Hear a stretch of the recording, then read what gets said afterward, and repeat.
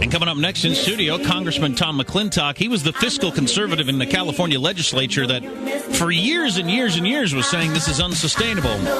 Turned out he was right, of course. That should give me some measure of satisfaction, but it doesn't. We'll ask him about courts overturning the will of the people, etc., etc. What's new in Congress? Stay with us. That's next. You're listening to The Arm. Who's this? Culture Club? Now, he's not just a gay icon. He is gay, right? Is he gay, or is he just dressed like a woman? Oh, please. He's gay. That's a $3 bill. You're listening to The Armstrong and Getty Show. And watching on the Bay Area's TV 50.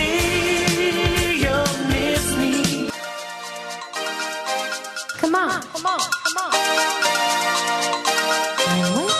Welcome to the Armstrong and Getty Show. All gay music all day long. This is Madonna, of course, who's not gay, but a gay icon. So we consider that counting. As we are going to be talking about the Prop 8 ruling quite a bit this morning here on the Armstrong and Getty Show and a bunch of different stuff. I hope you can stay with us. What a pleasure. What an honor. So welcome back to the Armstrong and Getty studios for the umpteenth time. Congressman Tom McClintock represents the 4th District, California, a longtime state senator in California. Always right, always ignored. And he harbors deep-seated anger because of it. Tom, how are you? Just fine. Do you get any joy out of the fact that you were right all these years about the financial situation in California, or is it only painful? Well, it's frustrating. You know, there's a great story of Roosevelt asking Churchill at the very outset of World War II. Roosevelt says, well, what do you our fellows are having a terrible time coming up with a name for this war. What are you fellows calling it over there? And Churchill's immediate response was, we call it the unnecessary war. Never was there a war easier to prevent.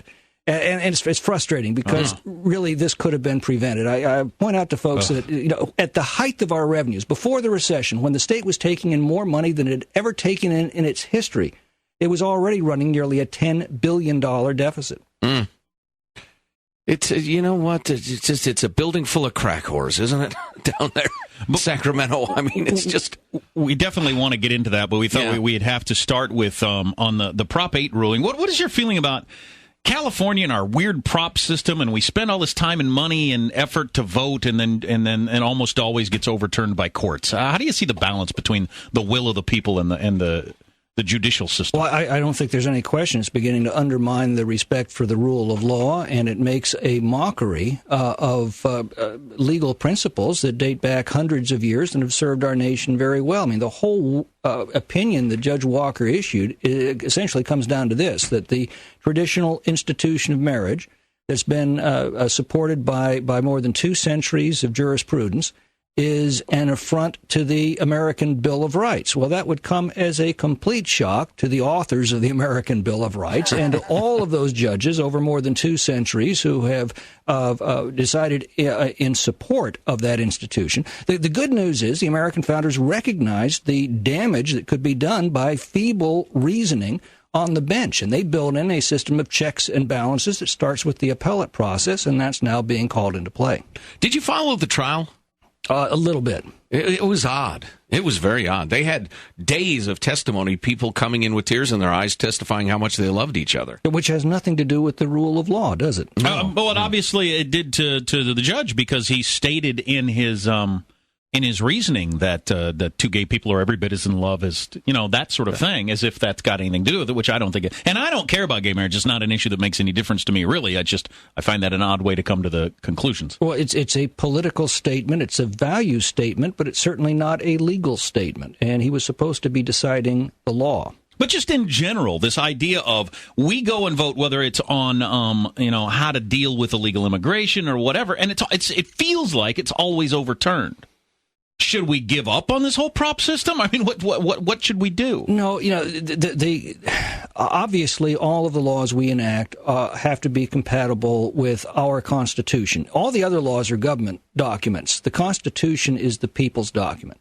And that is supreme. So I do support a legal system that is there to assure that any laws that are adopted are consistent with the Constitution that, as Reagan used to say, is not the government's document telling the people what they can and cannot do. Constitution is the people's document telling our government those things that we will allow it to do.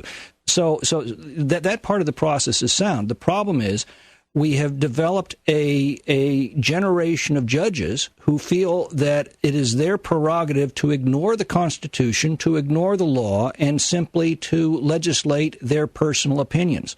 And that's wrong whether it's done by the left or the right, and that's where we ought to be directing our attention. Is there any way to limit that, to rein it in? Ultimately, there are three lines of defense for the Constitution.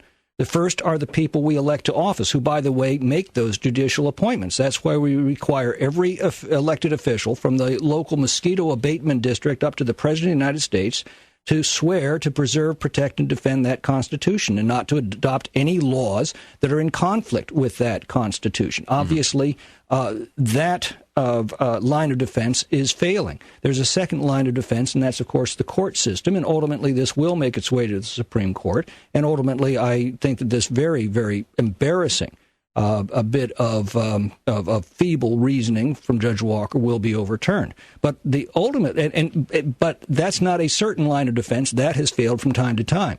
Ultimately, the final line of defense of the American Constitution, which has never failed us, is the American people. It's the American people saying this is not right. This has got to be changed. That's when they stand up and set things straight, and they do that at the ballot box. We're talking with Congressman Tom McClintock and talking about the U.S. Constitution. There are some now that want to amend the U.S. Constitution about this whole, quote, anchor babies situation. Where do you come down on that?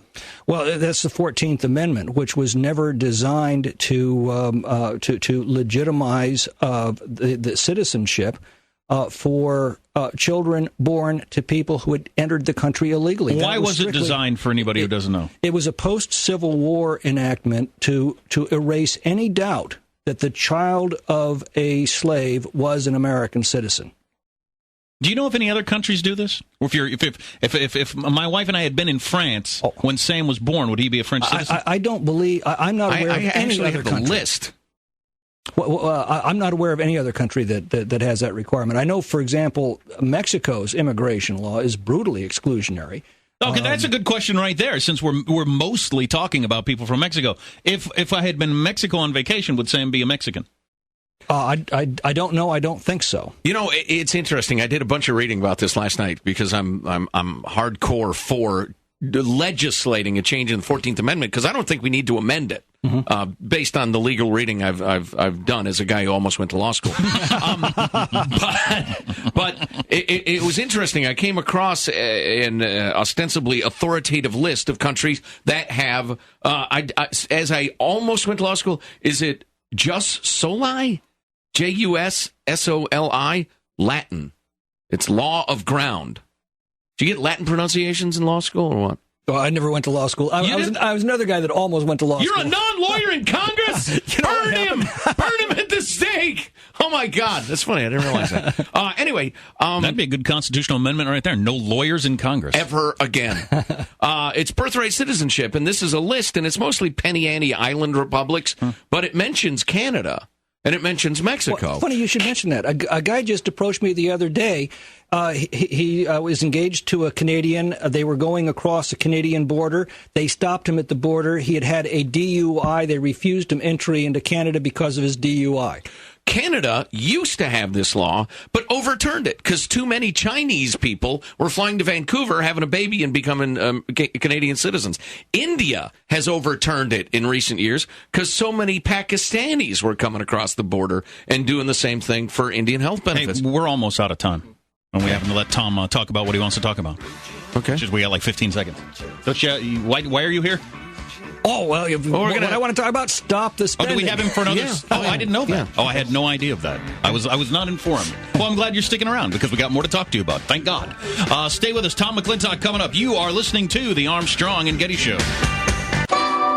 Congressman Tom McClintock in studio, and we got another segment with him, thank goodness. Nancy Pelosi has ordered him back to Washington. We'll find out why, among other things. Stay tuned. Budgetary stuff, gay marriage, all coming up. 7 o'clock, Armstrong and Getty.